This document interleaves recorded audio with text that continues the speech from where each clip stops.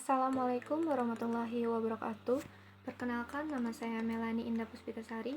Saya dari tingkat 4A NIRM 0411700919. Di sini saya akan mempresentasikan hasil praktikum mata kuliah Pelestarian Sumber Daya Lahan Pertanian.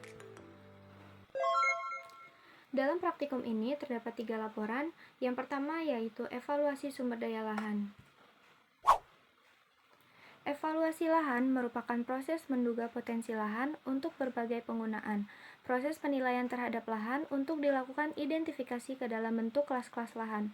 Tujuannya untuk menyeleksi penggunaan lahan yang optimal untuk masing-masing satuan lahan tertentu dengan mempertimbangkan faktor fisik dan sosial ekonomi serta konservasi sumber daya lingkungan untuk penggunaan yang lestari.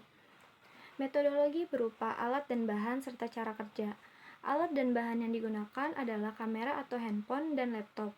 Untuk cara kerjanya yaitu pengamatan kelas kemampuan lahan dan pengambilan data melalui wawancara.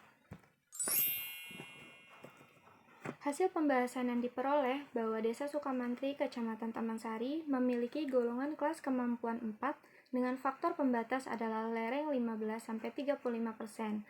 Hambatan dan ancaman yang terjadi berpengaruh terhadap besar kecilnya jumlah aliran permukaan dan energi angkut air terhadap partikel tanah. Kelas 4 memiliki tekstur tanah dengan sifat sembarang. Kedalaman tanah efektif 25-50 cm dan keadaan erosinya sedang. Sehingga upaya yang perlu dilakukan adalah dengan cara mekanik dan vegetasi permanen.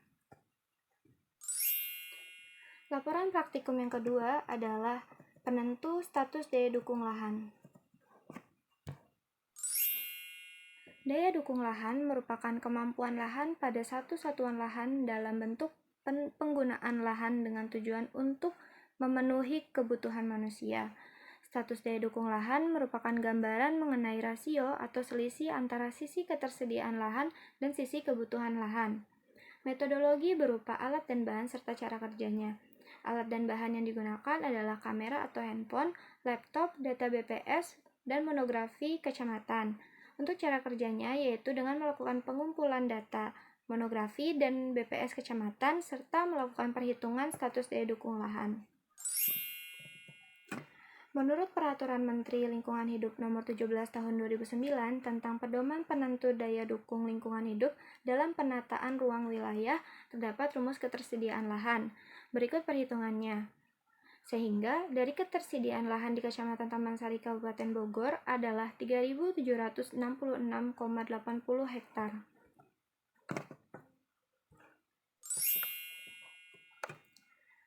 Kebutuhan lahan untuk hidup layak merupakan kebutuhan hidup layak per penduduk dibagi produktivitas beras lokal.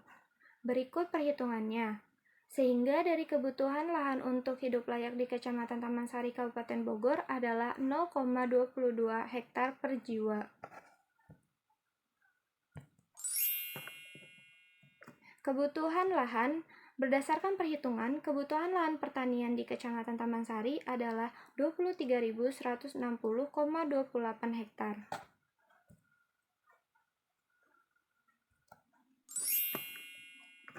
Status daya dukung lahan merupakan perbandingan antara ketersediaan lahan atau SL dan kebutuhan lahan atau DL.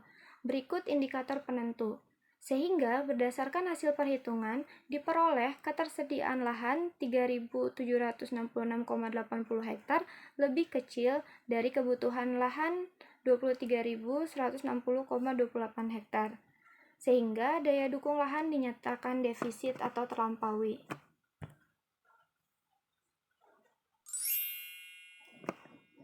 Laporan praktikum yang ketiga adalah pencemaran dan degradasi lahan. Peningkatan jumlah penduduk berbanding lurus dengan tingkat pencemaran yang ditemukan, sehingga berdampak terhadap perubahan atau penurunan kualitas sumber daya lahan dan mengakibatkan degradasi lahan terjadi. Metodologi berupa alat dan bahan serta cara kerjanya. Untuk alat dan bahan yang digunakan adalah kamera atau handphone dan laptop. Untuk cara kerjanya yaitu dengan melakukan pengamatan, pengambilan data melalui wawancara, serta deskripsi dan solusinya.